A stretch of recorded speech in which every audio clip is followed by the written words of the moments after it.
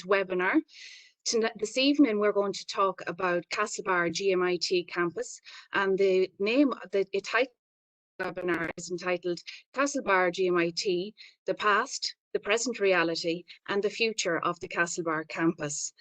GMIT was established in 1994 after much intense lobbying by the former RTC Local Action Group. Since then, it has gone through so many changes, and it's a topic of great local interest for the region. At the moment, the college is actually undergoing an application for technological university status.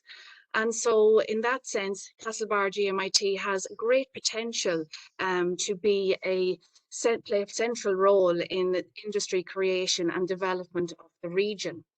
We have 4 fantastic speakers on the panel this evening, and I will introduce those speakers to you later on in a few moments. But first of all, what I'd like to do is encourage you, the audience, to participate in tonight's discussion. And you can participate by submitting your questions through the question and answer function on the bottom of your screen. We would really love to hear from you and hear any contributions that you may have, especially on this important topic. I just wanted to say a few words about the Council of Trade Unions before I introduce our excellent speakers. Our speakers have a broad range of insights and experiences and are representative of stakeholders who are representing the Castlebar GMIT. Castlebar and District Council of Trade Unions is an active group of Council of Trade activists and reps who work in the Castlebar location and work in community activism and trade union activism in this area. So without further ado, what I'd like to do is introduce our first speaker. Our first speaker is Paddy Mcguinness. He is a community activist for over 50 years and has served on multiple organisations, including Castlebar Urban District Council, Mayo County Council, the Board of Governors of NUIG, the Council for the West and the Western Development Commission. And for 18 years, Paddy has led the campaign for the provision of third-level education in Mayo. And I would like to invite Paddy to unmute himself and to give his presentation to the webinar this evening. Thank you, Paddy.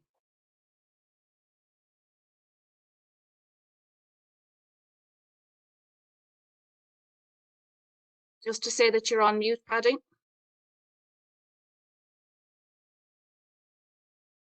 Good evening, everybody. Thanks, Donna. I have been asked to speak about third-level education in Mayo. Mayo fought a long campaign for the establishment in the county of an RTC, as they were then known at the time. The vision saw a third-level institution attracting industry to the county through engineering, science, and technological courses, providing support for industry and creating jobs to reverse a declining population. The campaign culminated in the setting up in 1995 of what was known then as GMIT Mayo campus. I was involved in that campaign then. What do I think now? The idea of a Mayo RTC was first mooted by Ballina Trades Council in 1976 and immediately won support from organisations right across the county. In 1987, one umbrella organisation, Mayo RTC Action Group, was formed. The campaign lasted 16 years and experienced many highs and lows.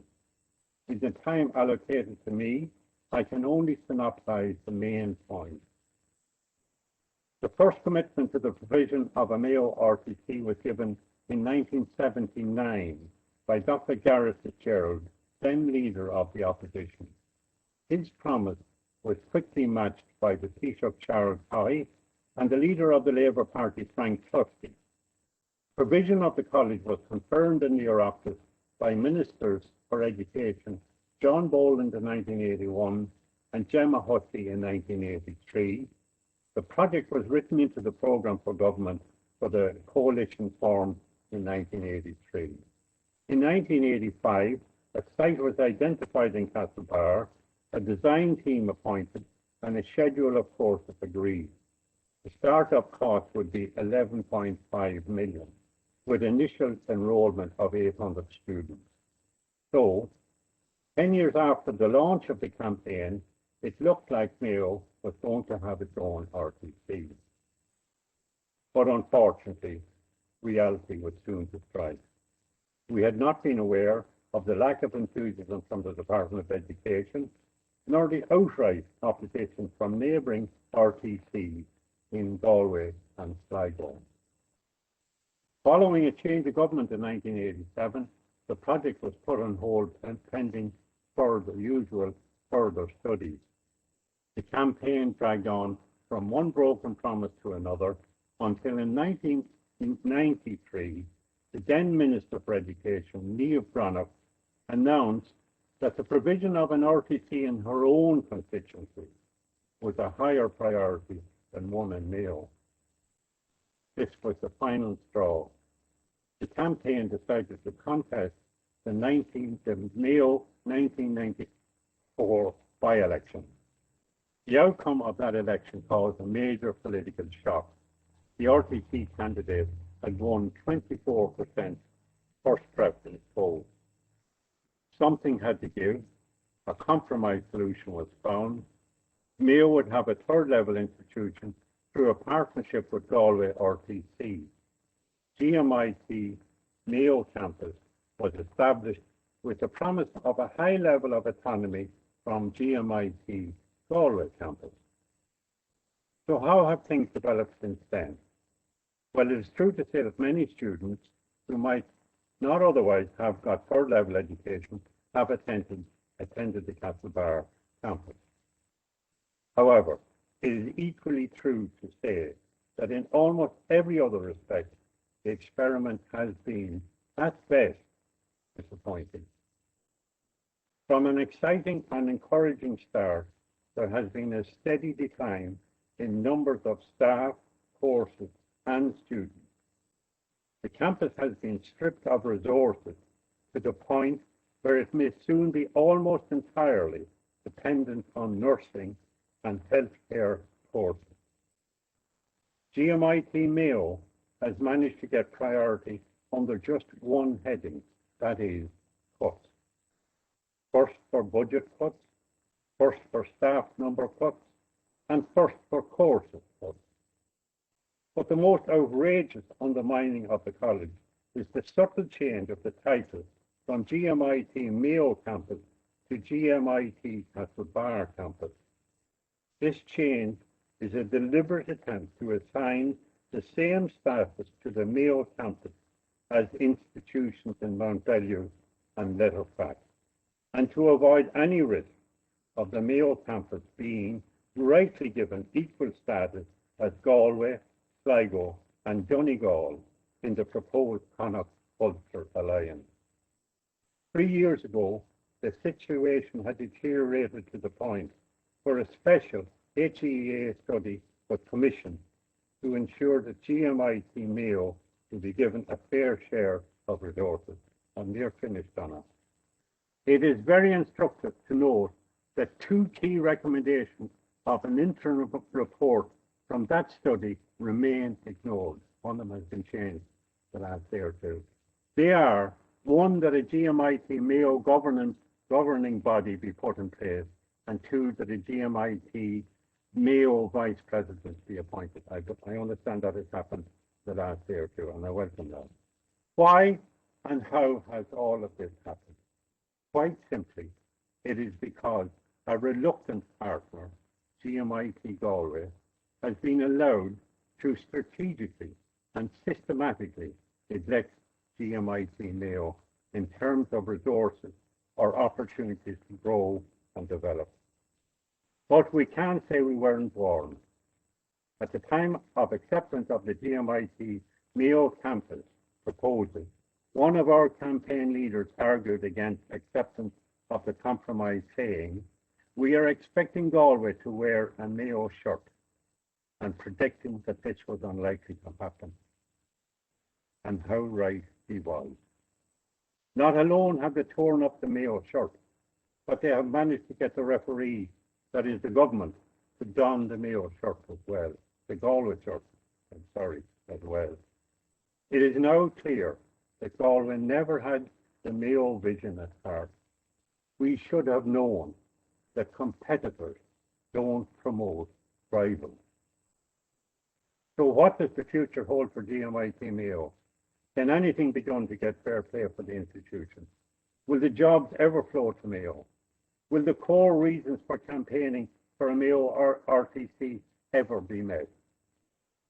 It is ironic that Mayo, which has been fortunate to have natives attain such key positions as Taoiseach, EU Commissioner, and several ministries, should now be relying on the efforts of a first-time TD, Alan Dillon, to fight for fair play for its college. I wish Alan well in his endeavour, and I exhort our hosts this evening to support his efforts. Thank you.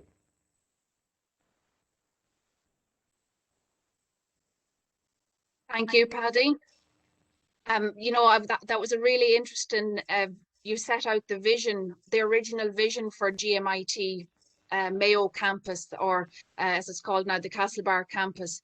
And, you know, you brought us right through that. And it just kind of struck me that the original vision may have already started in the trades councils, and maybe the idea would have, you know, taken root there. And it, of course, it spiraled into a campaign that lasted for 18 years. And in the end, GMIT campus was established. So I thank you very much for your contribution this evening, and I hope that you will stay on the line and that we will have some questions and answer sessions afterwards, and that you could stay on the line for that, Paddy. Thank you. I'm going to introduce our next speaker. I'm really interested to hear from Karen Culleran about her insights. She's currently a student nurse in the GMIT campus. Karen is a mature student. She's a SIF2 student member and a psychiatric mental health student nurse. She was elected by her colleagues as a student rep at the Castlebar campus, and I'm really interested to learn her insights and experiences of GMIT Castlebar. So can you unmute yourself, Karen, please? Thank you. Thank you, Donna. As I said, my name's Karen Culleran, and I'm a mature student at GMIT Castlebar campus and studying the Bachelor of Science Honours degree in Psychiatric Mental Health Nursing, and just finishing off second year. I'm also class rep and one of the 4 national student representatives that take part in the Clinical Placement Oversight Group, which meets regularly with representatives from the Health Service Executive, Nursing and Midwifery Board of Ireland and the trade unions to discuss the issues regarding the up-to-date placements within the COVID regulations. My experience of the Castlebar campus is twofold, as I'm also a parent of a past student. I commenced studying at Castlebar in September 2019 and was lucky enough to have experienced the friendly, warm atmosphere of the campus, meeting new people, making new friends, attending lectures on campus, and being able to meet in the canteen for lunch and or a coffee life before COVID. And now the current academic year has been challenging, stressful, and anxiety levels raised regarding the pandemic, the new way of life and how this was going to impact the course, study and clinical placements. Online studying definitely took a bit of getting used to, the technological difficulties that required to be overcome. And GMIT has a student laptop loan scheme which was of great benefit to a lot of students in moving forward to study from home. I availed of the same and I'm grateful for it. The lecturing staff have been so supportive throughout the change to online studying, and they themselves have had to adapt to a new way of teaching. The staff have been amazing and going above and beyond in making themselves available for endless queries from the students. As expected, some students have found it harder to adjust than others, but support has been on hand from the counselling staff, Michelle, student mentors, the chaplain and the student union. For the nursing students, the allocations officers have been an additional support along with the clinical placement coordinators. They have all done their utmost to ensure the safety of the patients, service users, staffs and students while on placement in various clinical settings. I felt I was fully prepared ahead of the commencement of the placements, but anxious nevertheless. As expected, access to the campus library has been restricted, and I feel that this has definitely had a negative impact on the study potential. Although some books are available as e-books online and books can be ordered and posted out, it's still not the same as being able to go in and look at the book before choosing it. And some of the books are in the Galway campus, and there's no nursing there, and we have to order it from there and wait for it to come up. But it's saying that it's a lovely library with extremely helpful staff, but the only but I have is from a psychiatric nursing student perspective, is that the books available for this programme is somewhat limited. Myself and classmates have had to purchase a number of books personally that we feel is beneficial to our learning that were unavailable in the library. And just to add a note to the standard of the psychiatric nursing students from GMIT Castlebar, is whilst on my last placement in Dublin, which accommodated students from another well-renowned institute of higher education, I was on shift at the same time as two fourth-year students. They overheard me discussing in depth my understanding of a diagnosis and care planning with a staff nurse.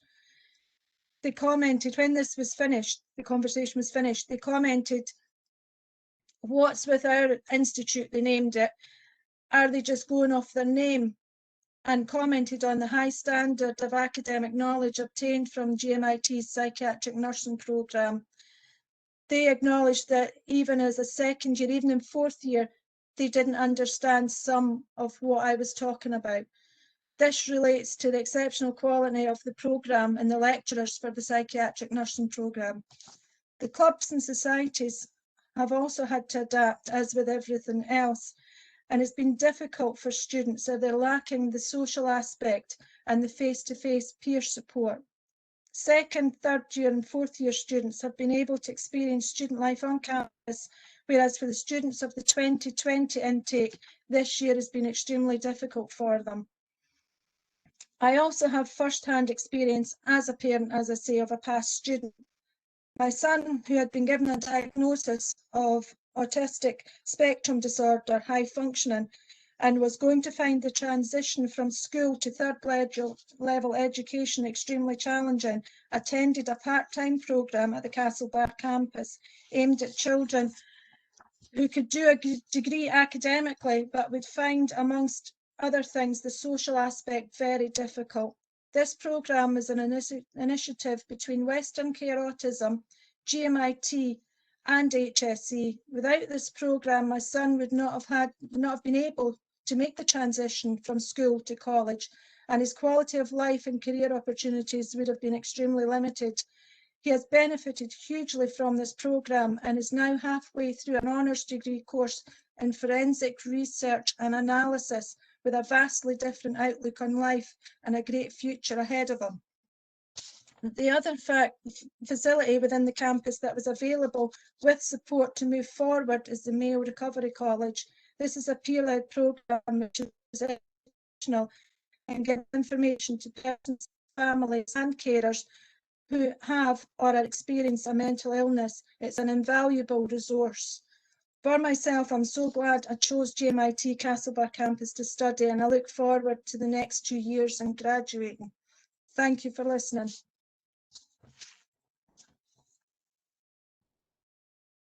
Thank you, Karen. Thanks so much. I think that your presentation gave a real honest account of your experiences at GMIT and how beneficial it has been to you. But also, you know, you're given quite quite a balanced account as well. And you know, you've highlighted areas where you think could be improved. And thank you very much for your presentation. And I'm going to continue to ask the audience to participate and to participate as much as you want to. And please do put in your questions on the chat function, where we will get to a question and answer session at the end. So thank you, Karen. And I would like to introduce our next speaker. And our next speaker is Michael Gill. Michael Gill is the head of the Centre of former head of the Centre of GMIT in Castlebar, and now is working as a senior lecturer, head of department on the Mayo campus of GMIT. Michael has studied and worked in GMIT for the last 22 years, initially starting out as a lecturer in Galway and subsequently moving to Castlebar to work as a head of department. And I'd like to welcome you, Michael, to unmute and to give your presentation to the webinar. Thank you.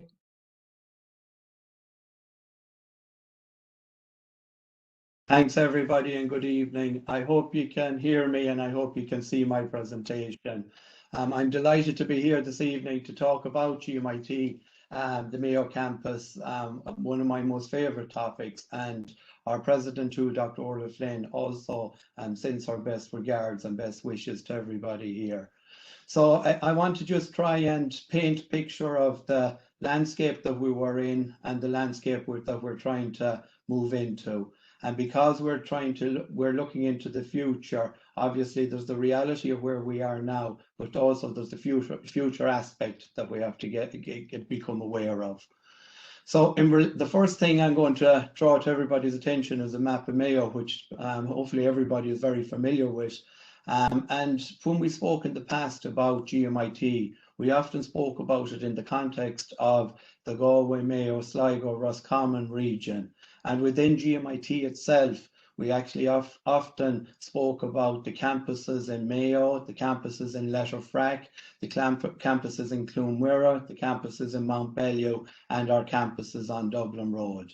So when we reflect over the past and we look at GMIT, we're very focused on a particular aspect of Ireland, a particular region in Ireland. And you'll see the heading of my slide there is a changing landscape. And the changing landscape it introduces us, takes our geographical area further afield than just Mayo and Galway. We start to look north, we start to look towards Sligo, we start to look towards Donegal. And within that context, there was a partnership, a CUA partnership set up in 2012 to work on the development of a technological university for the northwest of Ireland. So in that context, when you take GMIT, Letterkenny IT, and IT Sligo and put them together and merge to form this technological university, you're moving into a geographical area that will cover about 25,000 square kilometres.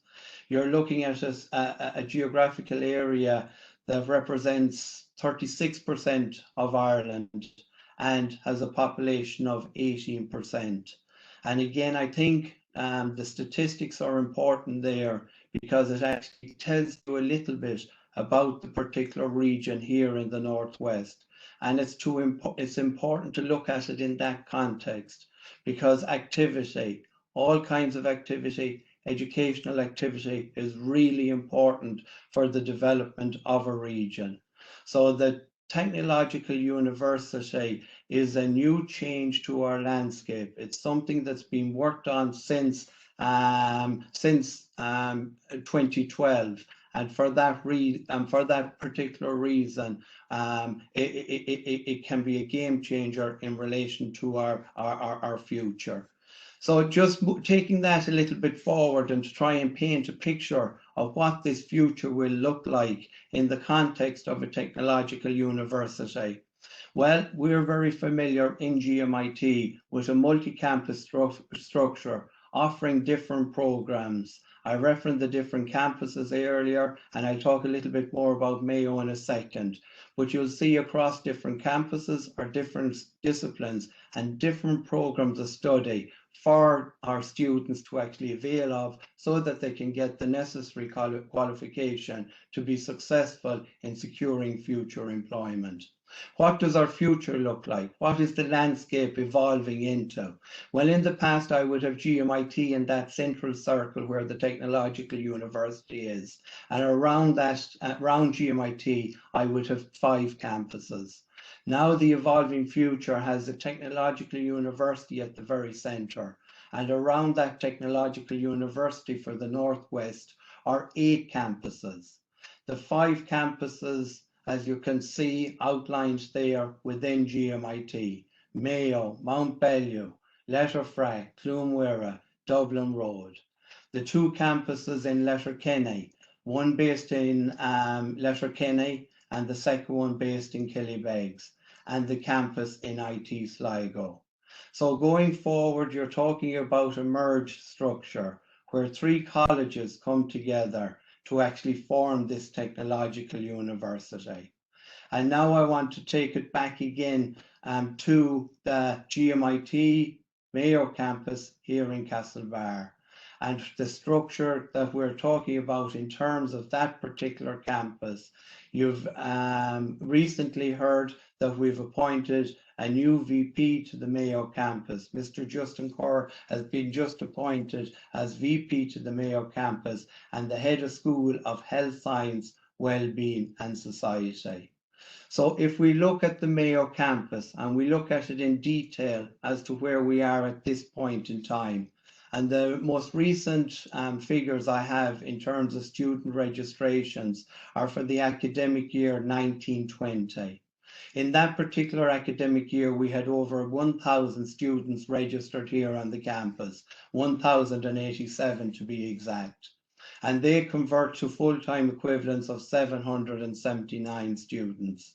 Now, these are only figures, and what I want to do is to try and actually paint the picture behind these figures, because figures can give one particular picture, but we want to see what does that 1,087 represent on the ground.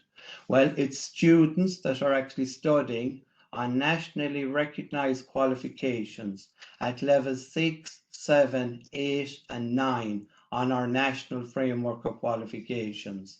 So when you actually do leave GMIT, you're leaving with national awards.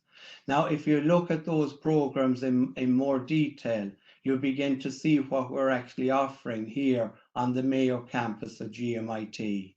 If you take, for example, some of them that I've listed for you: the applied social care, the early childhood education, history and geography, outdoor education, accounting and financial management, all of those programs are available so that students can start in first year, work their way through and get a degree or an honours degree in those particular areas. We have contemporary art practice, we have human resource management, we have general nursing and psychiatric nursing.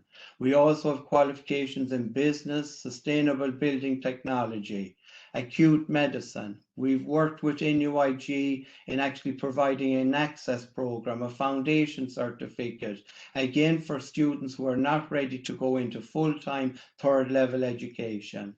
We are very conscious of climate change and are offering certificates in climate resilience on a part-time basis. We've developed the digital media marketing program to master's level. We're very conscious of the importance of the small to medium-sized enterprises and have developed programs around digitization for SMEs. We have program offerings in e-health, certificates in greening enterprise skills, and we have single subject modules that are available in law, human resource management, supervisory management, management for supervisors, and managing operations. We've also had a certificate in sports and coaching practice, and we have recently developed level 7, level 8, level 9 programs in the area of cybersecurity. And it's interesting to see that there's been an announcement of 150 jobs coming to the West. So it's those type of collaborations, those type of developments that we need to fly our flag high here in Mayo as part of GMIT in getting these programs off the ground and attracting investment into the area. We also have programs in culture and environment heritage, certificates in procedural sedation, the palliative and end-of-life care, quality and patient safety, IT project management, students taking masters by research, students studying subjects around mental health, and all of those programs that I have listed are made up of modules or subjects, and students have an opportunity to come in to take it on a full-time basis, but they can also take single subject certificates.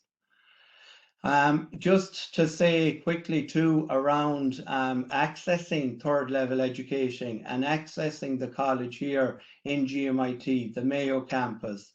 The nationally recognised way of accessing third level education is through the CAO system. But I will point out that the programs identified earlier in the last slide are actually accessed by means of direct application. There are a number of programs on the CAO, and I've identified them at level 8 and level 6 and level 7. So, for example, we offer honour degree programs, ab initio programs that a student can register on in year 1 and take it right through to year 4. And those are in the areas of general nursing, psychiatric nursing, outdoor education, history and geography, social care, early childhood education and care, development and youth work. We also have programs following through from what was established when the RTC system was set up and when we became Institutes of Technology, the ladder system. So students may not want to commit to 4 years of study. They may want to stay with us for 2 years of study or 3 years of study. And in that context, they'll do higher certificates for 2 years, go on to degrees for the 3rd year, and go on to their honours degrees for the 4th year. So again, through the CAO, applicants at this very point in time are focusing in on the change of mind and are hopefully ticking the box in history and geography, early childhood education, community development and youth work, social care, or culture and environment. The point I'm trying to make here in relation to accessing third level education is that you can do it through the CAO system, and it's also possible for the other programs that I've just mentioned to actually access third level education by direct application to us here in GMIT. So just in relation to the non-educational side, but directly linked to the educational, is our innovation hub. And just to say that the innovation hub we have 2 innovation hubs in GMIT. So now we're moving from the academic world into the commercial world. And here in Castlebar, on the Mayo campus of GMIT, we actually have an innovation hub that has generated 350 plus jobs, has been directly involved in 11 high potential startup activities, has secured 20 million investments, been responsible for 20 relocations of businesses to the Mayo area, has worked on 18 vouchers with business, and has resulted in having a 100% occupancy at this point in time. And it's good to hear of other investment going into Castlebar around the Imperial Hotel, around the military barracks, around the post office, to try and develop this level of innovation for the county and for the region. There's close contacts there in terms of our innovation hub with Enterprise Ireland.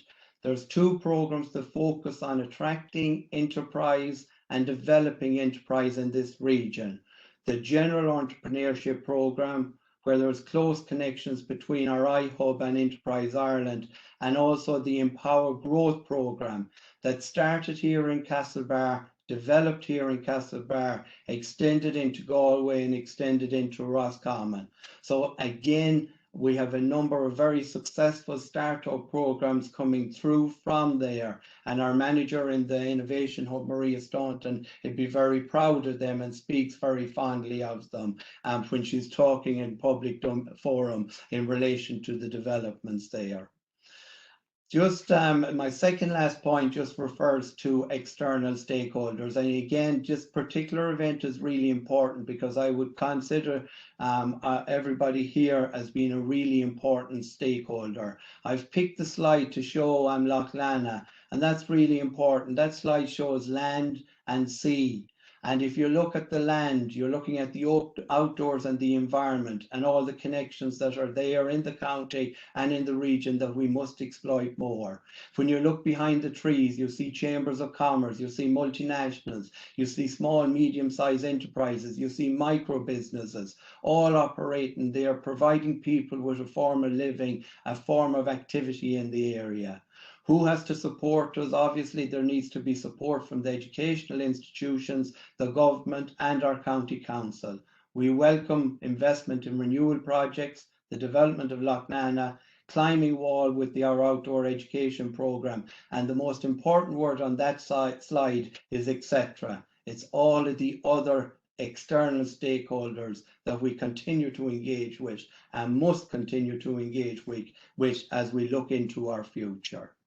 So ultimately, what's our future plans about? It's about undergraduate development and continuing with the offering of education here in this particular region. And this region now has gone much further than just Mayo and Galway. It's into Sligo, it's into Donegal. It's the links there with Northern Ireland. It's the islands. 50% of the island population of Mayo. It also involves the Gaeltacht areas, 3 of the 7 Gaeltacht areas here in that particular region. But it's bigger than the Northwest. It's bigger than Ireland. We have to be looking globally and we have to be looking internationally. As we move towards a technological university, you'll see too that our programs will transition towards higher offerings at master's and PhD level.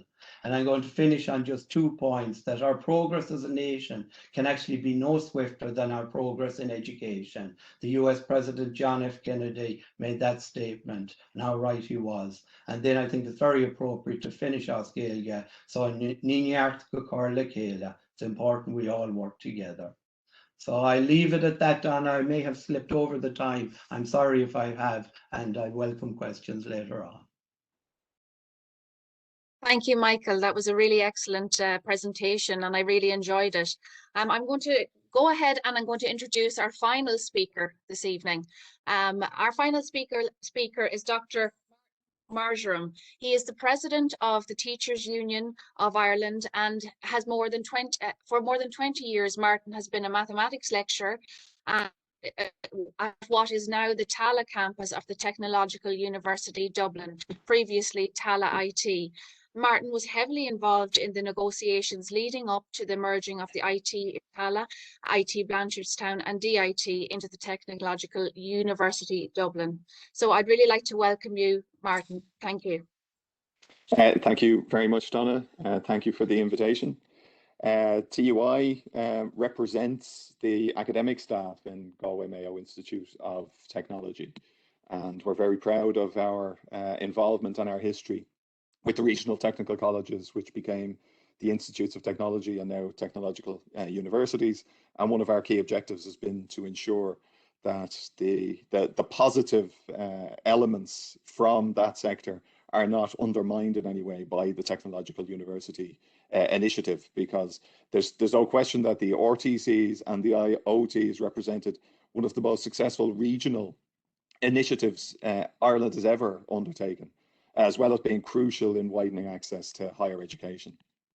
Research in terms of the regional impact, it shows a multiplier of about 4 in terms of the local economic benefit for every euro that's invested in higher education. The RTCs, as they grew out of the Mulcahy report from 1967. They were an effort to bridge a gap, to fill a deficit in Ireland's technical education. The sector that developed, it grew from both new colleges and from some existing colleges, for example, in Cork and Dublin, and it grew under the structures of the vocational educational committees in which TUI organised as a trade union. Initially, they offered leaving certificates and diplomas, but Mulcahy, in his report, he explicitly referenced the future evolution of the colleges and wished that no artificial barrier should prevent positive development. The sector grew and it developed to offer an enormous range of courses and qualifications from apprenticeship to PhDs. Arising from that development, Dublin Institute of Technology and WIT, Waterford Institute of Technology, made applications for university status. With regard to the Waterford one, there was a report in 2008, which, as it happens, turned down the university application, but it did make reference to technological university as a way for Waterford's ambition to be realised in a different way. The higher education strategy document from 2011 called the Hunt Report made further reference to technological universities, but unfortunately that report was in the depth of the banking collapse, and the context for technological universities then was for consolidation and merging of IoTs and rationalization, and very explicitly the removal of what it called unnecessary duplication of courses, something that we saw as very threatening, in fact. The draft legislation that emerged from that in 2014, it had, from a trade union perspective, no protection for the terms and conditions of employment of our members. There were perceived threats to our pensions, threats to the regional mission and provision of the new institutions, no mention of apprenticeship education, and that IoTs could merge without achieving technological university status. And we also had significant concerns about the governance structures of the new institutions. We took industrial action, a withdrawal from cooperation with the initiative nationally, and the Technological University Bill, it fell at the end of that government in early 2016. It was timed out, in fact, while it was being discussed, and largely timed out because of 123 proposed amendments to the legislation, many of them put forward by TUI and put into the hands of opposition TDs who helped us with that. In March 2017, TUI hosted a technological university conference in Athlone, to which we invited the Department of Education, the employers, and the Higher Education Authority. And emerging from that, we had a process of intensive negotiation, which led to agreement in May 2017 for how TUI could actually engage in the process. The pensions were explicitly protected from that. In the TU Act that followed in 2018, there was explicit protection for our terms and conditions of employment. Apprentice education and the regional mission of the new TUs was included in the functions of a technological university. The merger of the parent IoTs and the TU designation now would occur on the same day, making it impossible for the merger to happen without the benefit of TU status to follow. There was also restructuring in the legislation of the governing body arising from our representations and the positions we put forward. And that included enhanced staff representation and the promise of wider regional membership for the governing body. In Dublin, the merger of Dublin Institute of Technology and IT Tallaght and IT Blanchardstown occurred in January 2019, leading to the establishment of the first Technological University Dublin, and that's been followed in Munster on the 1st of January of this year, the merger of Cork IT and IT Tralee. There are three further consortiums, of which obviously the Connacht Ulster Alliance is one, involving GMIT, Sligo and Letterkenny. We believe, as part of our engagement in this as the Teachers Union of Ireland, that we've gone a long way, not just to protect the terms and conditions of our members, but also to protect the funding and to protect the missions of the new institutions that are going to be formed as technological universities. We see that there are opportunities because, like it or not, just the name university and the title of a third level institution, that carries a certain cachet, and it carries what we believe is the opportunity to attract more students and indeed to attract more investment, including through partnerships with local businesses and partnerships in the community. One thing that we have seen in Dublin, in Tallaght and Blanchardstown, is an increase in student applications, which we think may be connected, it's early to say, but it may be connected with technological university designation, and it runs ahead of what we're seeing on the city campus, which used to be the old Dublin Institute of Technology. So we think smaller campuses may benefit from this. This could be of particular importance here in Castlebar. We hope to see out of the technological universities and not only that increase in funding, but also an increase in engagement with industry, an increase in the amount of research that can go forward, and an increase in community engagement. There are possible difficulties, of course, there always are. One of the difficulties for the Connacht Ulster Alliance is its sheer geographical spread. That adds, we think, to the difficulties in the ongoing negotiations. There are also funding shortfalls that are going to have to be made up, and additional funding is going to have to be provided to make technological universities really work for their communities and into the future. We are worried as well about proposed changes in governance legislation for higher education institutes, which is being brought forward by the current government and would overthrow what we achieved with regards to governing bodies back in 2017, and that's something that we oppose. It's also worth saying that the funding model for third level institutions, it's not very well geared towards the smaller student numbers, the more scattered student numbers that you get outside of large metropolitan areas. So that's something that we hope will be addressed, and it's something that we are pushing, and indeed that was mentioned explicitly in a meeting with the Minister for Higher Education, Simon Harris, by TUI just today. So I leave it there, and thank you again for the invitation to speak. Thank you.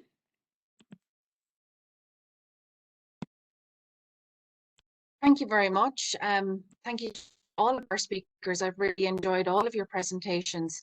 I'm going to start off the questions and answer session, and I'm going to start off with a broad question, and I'd like to put this out to all of you. Do you think there's a realistic future for the Castlebar GMIT campus, and what could that be? So could I start off with perhaps yourself, Paddy? Could you come in on that one? Yes, thanks, Donna.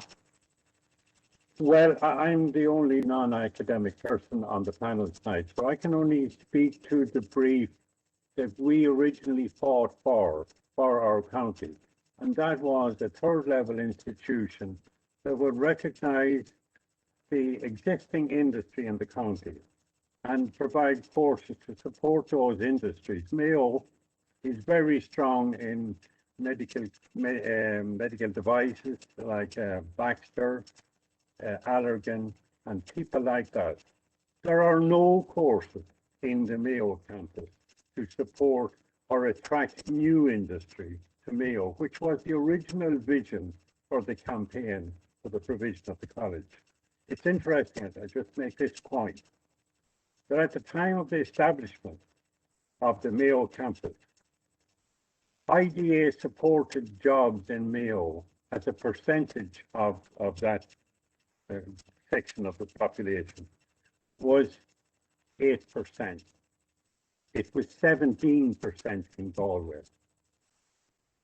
20 odd years later, it's 6% in Mayo and 18% in Galway. So, we can talk all we like about this course and that course and the other course. The facts of the matter are that Mayo has been deprived of the opportunity through education of being available to attract new industries of the county. It's not happening. And if one is to speak to people other than Michael, who I congratulate on his work up there and his presentation tonight, but his optimism about this would not be shared by a lot of people working in the institute in Castlebar. So we are disappointed, and we're hopeful that I'm glad that the last speaker mentioned that he had asked in a meeting with Minister Harris today that smaller campuses be given a better opportunity to expand. I hope his efforts are successful.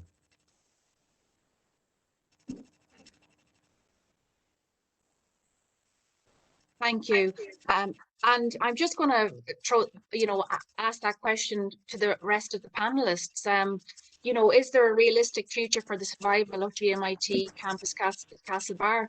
And, what would you say about that? And what do you think that future looks like? I can come in if you like, Yeah, Donna. thanks. Thank you, Just to Michael. say, I was struck, and I was I'm pleased to hear the optimism from Michael with regard to the campus. It's a matter that has come up at our annual congress in the Teachers Union of Ireland, and we have been representing the members on the Mayo campus, and we do want to support and uphold the provision of third level education here. It's something that's very important to us. And finding the right mix of courses and finding the right way to do that is something that we are fully supportive of. And as I've said, we do believe that the Technological University Initiative could provide a better umbrella and could indeed lead to a better funding model that does, as Paddy has said, could lead us to supporting smaller campuses better. Thanks. I might come in, Donna, too, if you like. Good for Thank you, comment. Michael.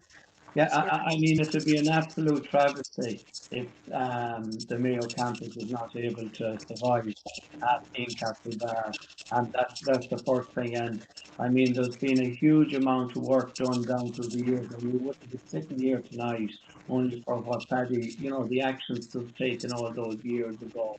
And it's really important that we keep working to ensure that higher education develops and is prosperous and grows in this particular region. I'm particularly delighted to hear too from Martin the comments around funding, because running a smaller operation, obviously running an entity in at a different location has certain fixed costs that have to be covered, regardless of whether you have one student or you have 1,000 students.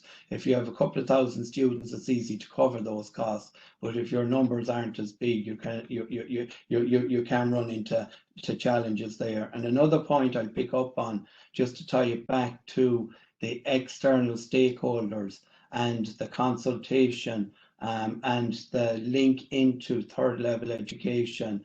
I think there are opportunities there within GMIT and within the Technological University to develop that further. One aspect of the Technological University are these structured type masters, where you can do deeper levels of research directly related to industry. So I'd be hoping that there would be opportunities going into the future to develop those more. Excellent, thank you. I'm really interested to hear from you, Karen, if it's okay to talk about your experience of, we touched on it there just a few minutes ago, of your experience of being a student in a smaller campus, in a rural campus, you could say, rural region.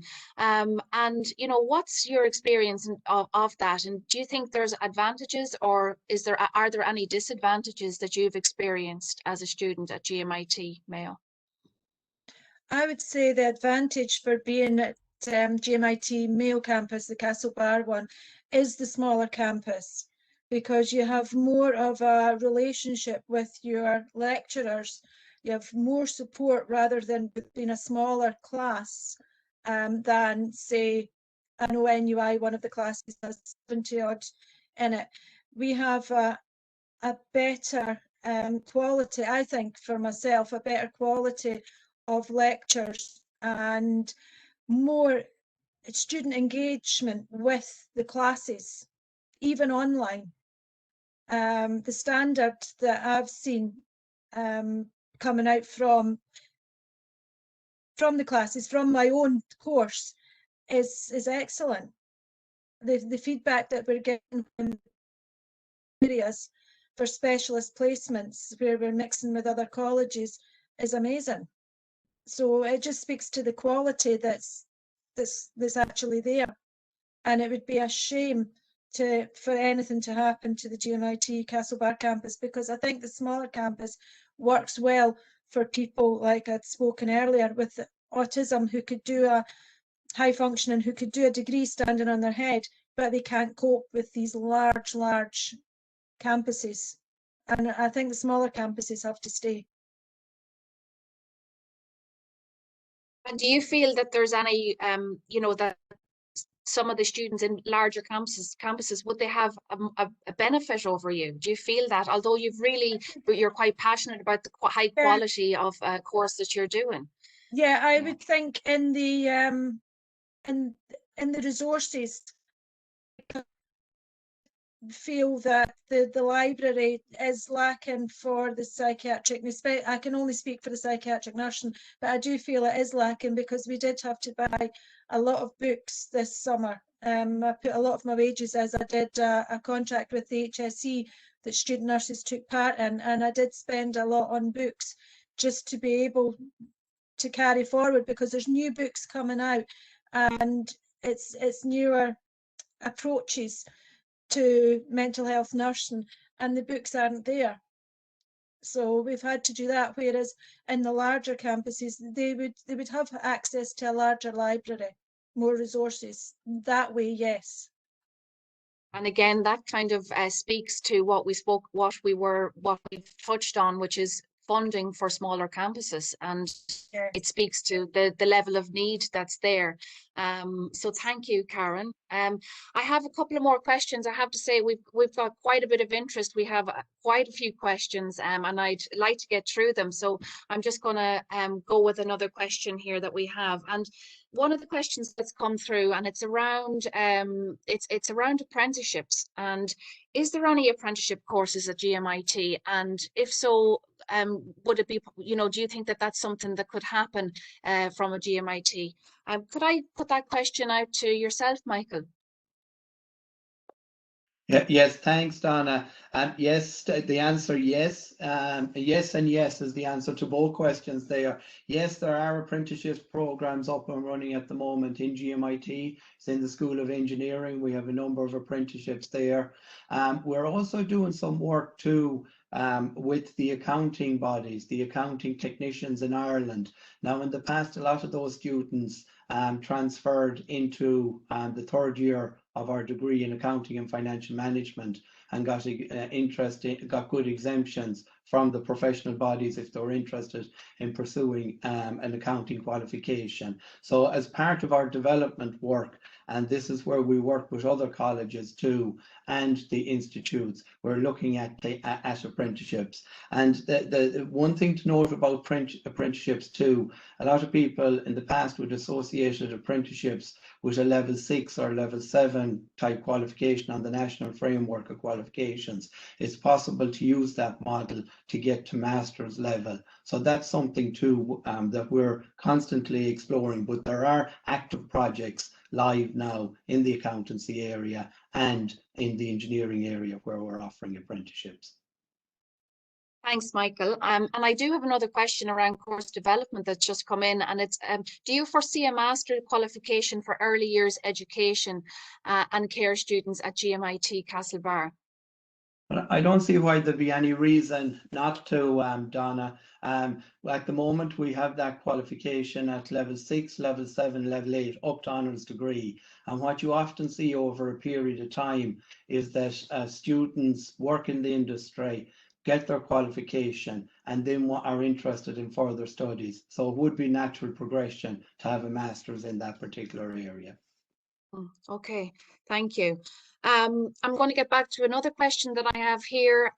What are the main issues that threaten the survival of GMIT Castlebar campus?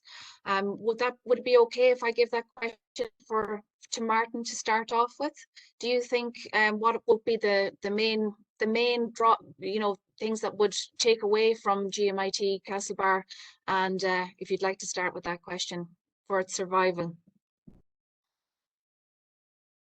I don't have the local knowledge that some people do, so I may talk just in broader terms. I've already mentioned the funding difficulty, and it's something that TUI has campaigned on for a long time.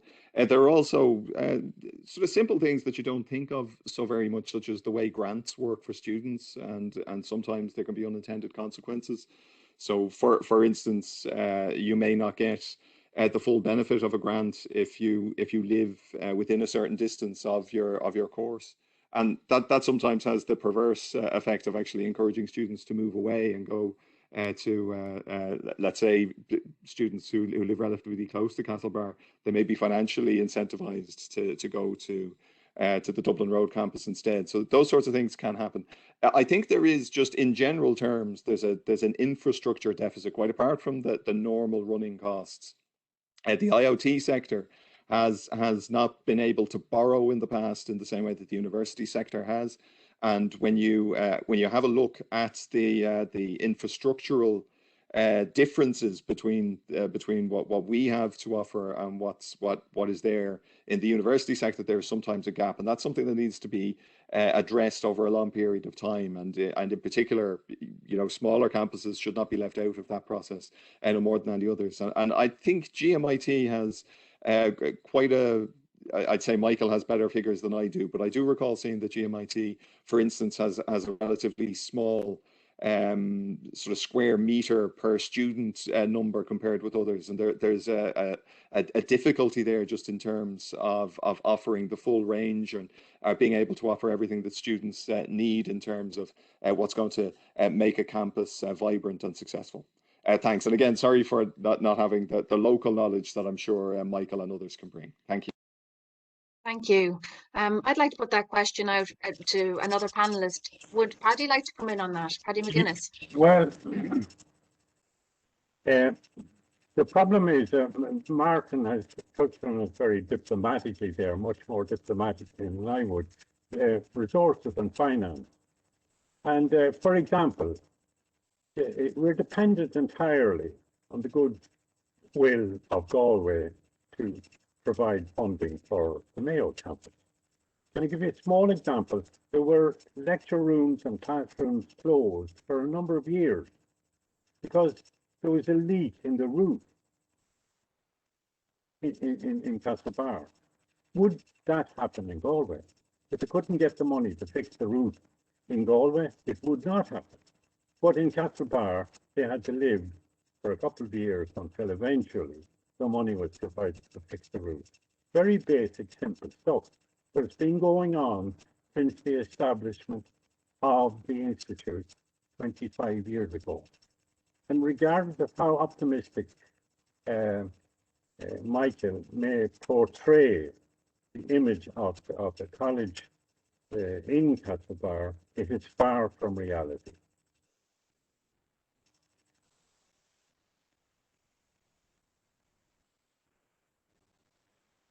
Chair of the Wexford Council of Trade Union. And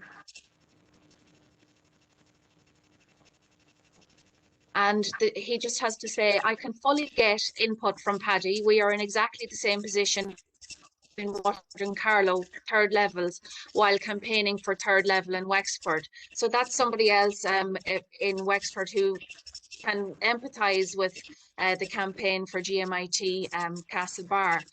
I have another question as well from the chairperson, the president of the Galway Trades Council, and that question is how can we work with our colleagues in Castlebar to improve facilities for GMIT on both campuses?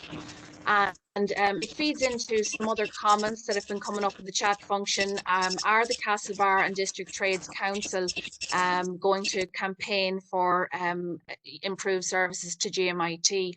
And I suppose I can take that question myself. I'm the secretary of the Castlebar and District Council of Trade Unions, and I think this is the beginning. This discussion is something. It's about the beginning of the Trades Council and trade union activists and workers in our local community getting together and beginning to start re-emerging and starting to support our GMIT campus in Castlebar, because if there's one thing we know, we'll always stand on the side of job development, and we'll always stand on the side of development in our region. So it's just about starting that conversation and finding out how best we can support it. And I suppose, could I put the question out to the panelists, how best can community organisations, trade union groups and other campaigners support GMIT Castlebar? How can we do that? Can I put that out to yourself, Michael? Yeah, thank you, Donna. I think raising awareness and having the discussion and different groups coming in to support us. I mean, money is the solution to and an important aspect of the solution, but it's to have the right ask and to be specific in relation to that ask. And going back to a point made earlier around facilities, facilities are really important in attracting people into an area. And going back to another point, what would make why would a student come to Castlebar? I know with COVID-19 there's other issues going on at the moment, but hopefully we'll be moving out of that, and you want people to be attracted into a particular region. There has to be investment and they're in that particular region, and that's investment in the facilities of the college. And I'm not just talking about Castlebar, I'm just talking about this technological university going forward will need investment for it to work. Absolutely, thank you. So I'm just going to with a couple of more comments, if that's okay. It's 8:05. We started our discussion at 7 o'clock and we've gone over time. We said we wouldn't, but we did.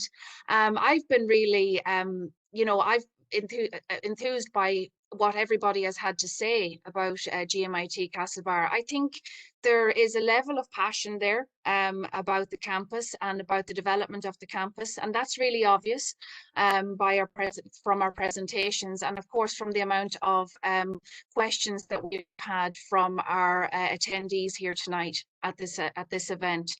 There has been,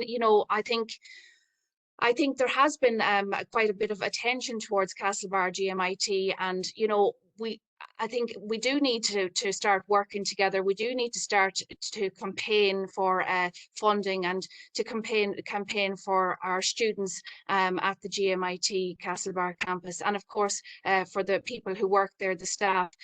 We have a fantastic facility. That's my opinion on it, and I do think it needs further development, of course. So to keep that in the public eye would be really important to us as a trades council. Okay, so I think I will leave it there. I was going to go through a few more questions, but you know what? We're doing well now, and we've come to the end of our time.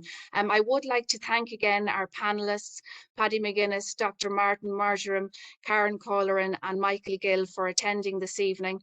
And I hope to be speaking to you all again soon when we further our campaign for GMIT Castlebar campus.